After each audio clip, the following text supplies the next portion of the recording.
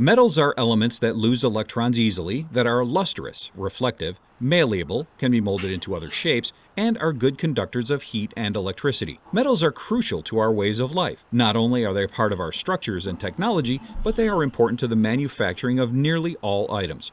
A quick survey of our surroundings yields a variety of metals with important roles. What we don't always notice, though, is that our bodies are also dependent on metals. Glancing at the nutrition label of a multivitamin, you'll see dozens of metals listed. Maybe you didn't know that sodium, calcium, magnesium, and zinc are all metals. These metals are necessary for life, and if they're missing in our bodies, our health can be severely compromised.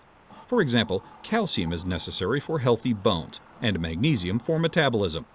Zinc boosts immune system function, and iron helps our blood cells carry oxygen around the body. However, the metals in our bodies are different from the metal in a spoon or a steel bridge in that they have lost electrons. They are called cations. More on this later. Metals also have antibiotic properties, which is why railings and handles in public areas are often made of metal. Some orthotics are even made with silver to prevent bacterial growth. Artificial joints are made from titanium alloys that simultaneously prevent infection and make the recipients stronger.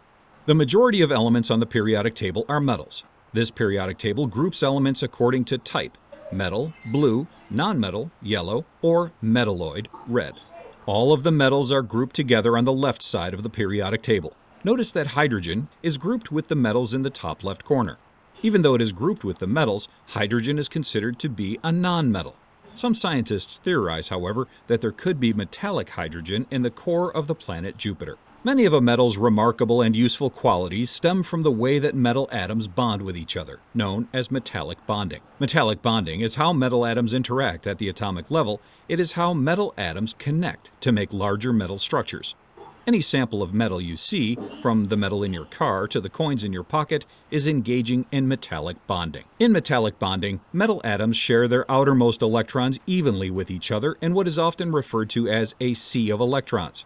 Electrons flowing between the positively charged metal ions transmit heat and electricity with ease, making metals such good conductors of heat and electricity. Copper wires are used to conduct electricity. Reactivity refers to the tendency of a metal to react with chemicals in its surroundings. The reactivity of metals varies greatly.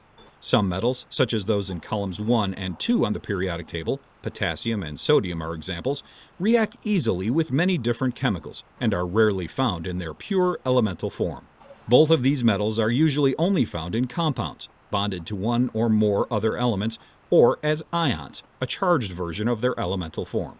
On the other hand, there are other metals, like the jewelry metals of gold, silver, and platinum, which are not very reactive at all and are commonly found in their pure form. These metals lose electrons more readily than nonmetals, but not as easily as reactive metals like sodium. Platinum is relatively unreactive and is very resistant to reactions with oxygen. It can be in the same environment as oxygen without reacting for hundreds of years. When metals do react, they lose electrons to become positively charged ions, or cations. Some metals always lose the same number of electrons, while others can lose different numbers of electrons. The metals in column 1 always lose one electron to form a +1 cation. The metals in column 2 always lose 2 electrons to form +2 cations. Remember when we said that the metals in our bodies are cations?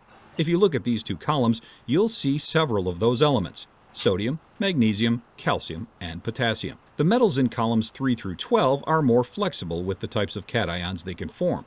For example, iron, also in our bodies, comfortably forms ions of +2 and +3, and manganese can be a +2, +3, +4, or a +7 cation. It's very common for metals to react with nonmetals to form ionic compounds. An ionic compound is a neutrally charged compound that is made from the mutual attraction between a positively charged metal cation and a negatively charged nonmetal. When pure metals and pure nonmetals react, the nonmetals typically steal electrons from the metals in what is known as an oxidation reduction or redox reaction. Rust is an example of a redox reaction. When oxygen from the atmosphere steals electrons from iron metal, rust or iron oxide forms.